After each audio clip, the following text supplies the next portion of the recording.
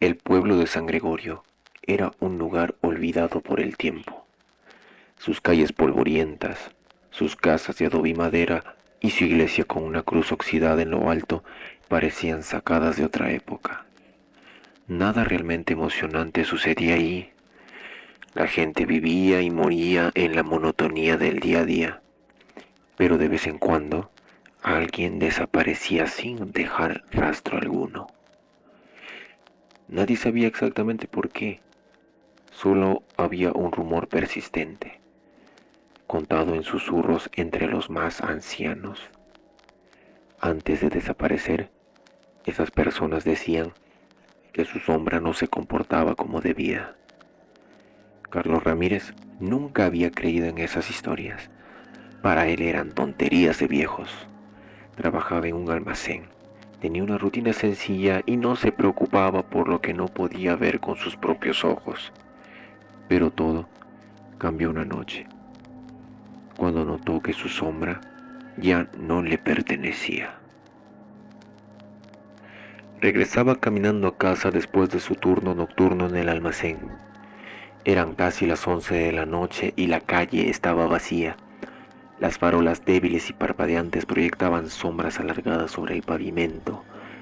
Fue entonces cuando sintió un escalofrío recorrerle la espalda.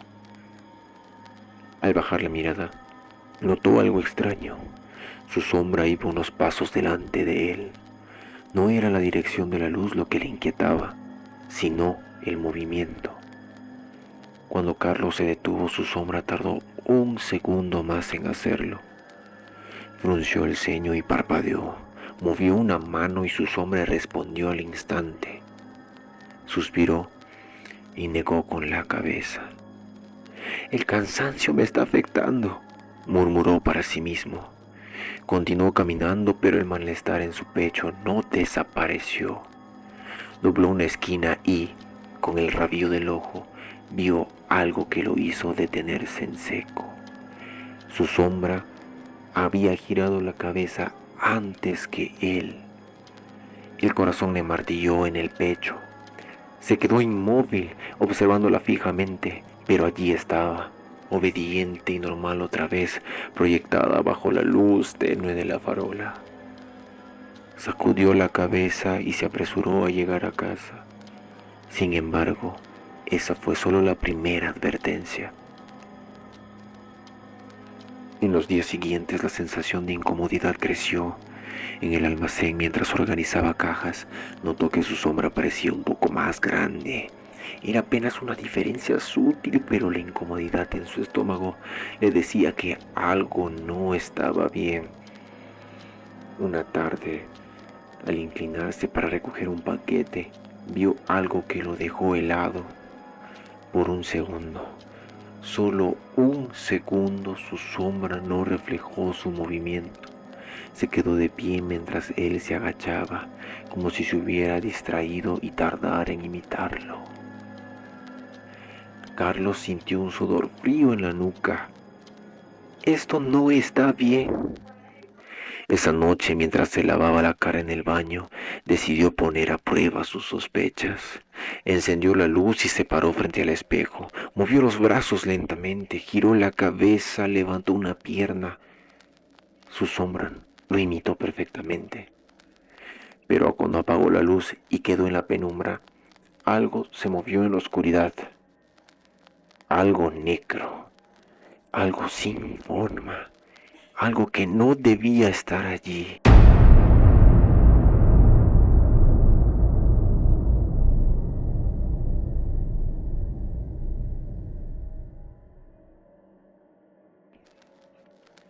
Carlos encendió la luz de golpe y la sombra estaba en su lugar, dócil y obediente. Esa noche él no pudo dormir. La desesperación lo llevó a buscar ayuda. En el pueblo vivía un anciano llamado don Evaristo, un hombre al que la gente evitaba porque decía que sabía cosas que no debía saber. Cuando Carlos llamó a su puerta, el anciano tardó en responder.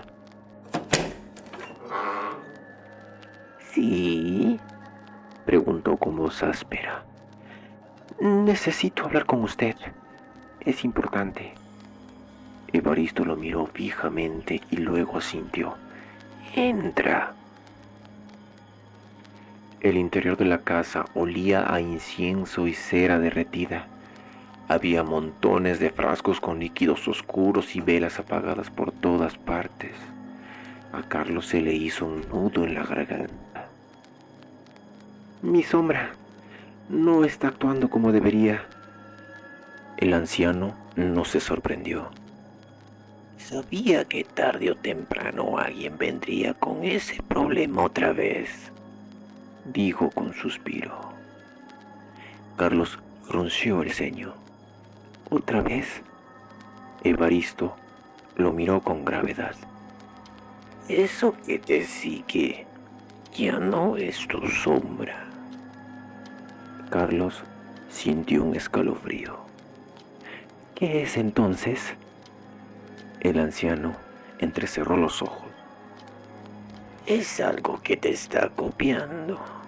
Al principio solo te imita, pero cada vez que dejas que se mueva más por su cuenta, más aprende de ti. Carlos sintió un nudo en el estómago.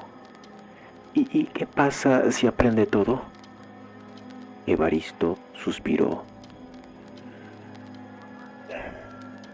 Tomará tu lugar y tú desaparecerás.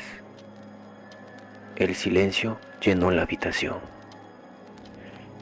¿Cómo la detengo? Preguntó Carlos en voz baja. El anciano sacó un frasco con un líquido oscuro.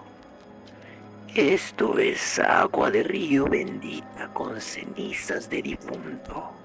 Derrámala en el suelo cuando tu sombra intente moverse sola.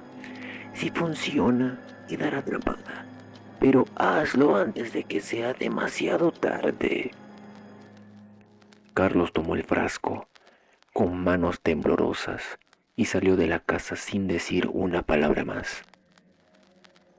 Esa noche Carlos decidió no dormir. Encendió una vela y se sentó en la sala, observando su sombra proyectada en la pared, y esperó. Los minutos pasaron en silencio, y entonces ocurrió.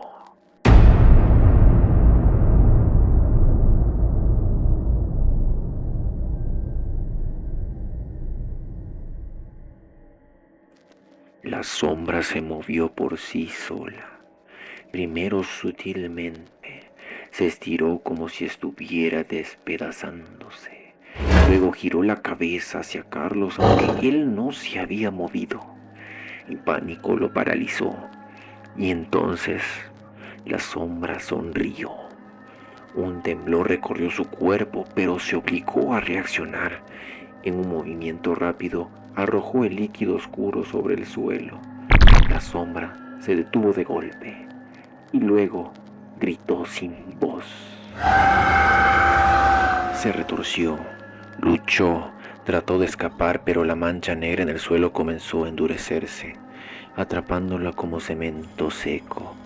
Carlos jadeó, observando cómo la sombra se encogía y se deformaba, reduciéndose hasta quedar convertida en una simple mancha oscura en la pared. El silencio volvió. Se quedó allí, temblando, sin atreverse a moverse.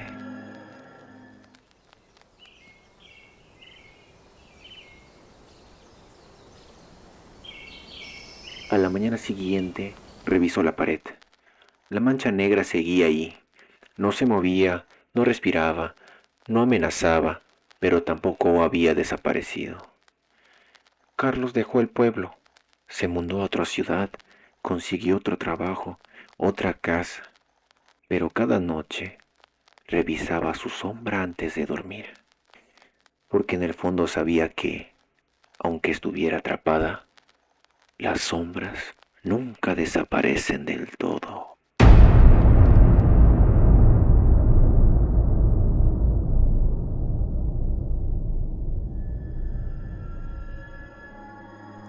Si te gustó esta narración, no olvides comentar, dejar tu me gusta y suscribirte. Hasta la próxima.